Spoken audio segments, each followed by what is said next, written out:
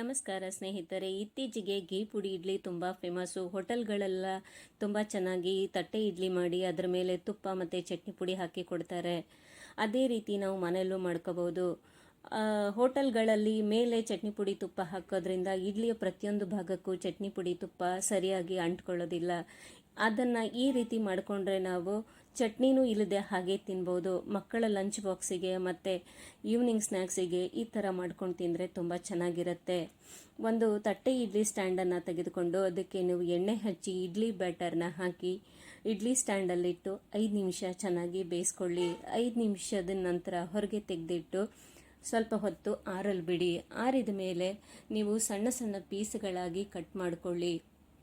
ಮೊದಲೇ ಕಟ್ ಮಾಡಿ ಬಿಡಿಸಿಟ್ಕೊಂಡ್ರೆ ಆಮೇಲೆ ಪ್ಯಾನಿಗೆ ಹಾಕಿದಾಗ ಒಂದಕ್ಕೊಂದು ಅಂಟ್ಕೊಳ್ಳೆಲ್ಲ ಚೆನ್ನಾಗಿರುತ್ತೆ. ಇನ್ನೊಂದು ಪ್ಯಾನನ್ನು ಒಲೆ ಮೇಲೆ ಇಟ್ಟು 3ರಿಂದ 4 ಚಮಚದಷ್ಟು ತುಪ್ಪ ಹಾಕ್ಕೊಳ್ಳಿ. ತುಪ್ಪ ಕರಗಿದ ಮೇಲೆ ನೀವು ಕಟ್ ಮಾಡಿ ಇಟ್ಕೊಂಡಿರೋ ಇಡ್ಲಿಯ ಪೀಸ್ಗಳನ್ನು ಅದಕ್ಕೆ ಹಾಕಿ ತುಪ್ಪ ಹೊಂದ್ಕೊಳ್ಳೋ ಥರ ಚೆನ್ನಾಗಿ ಮಿಕ್ಸ್ ಮಾಡಿಕೊಳ್ಳಿ.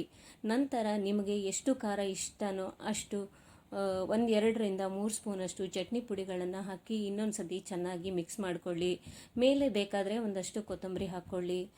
ಈಗ ತಟ್ಟಂತ ಘೀ ಪುಡಿ ಇಡ್ಲಿ ಮಾಡಿ ಸಂಜೆ ಅಥವಾ ಬೆಳಿಗ್ಗೆ ಎಲ್ಲರೂ ಸವಿಬೋದು.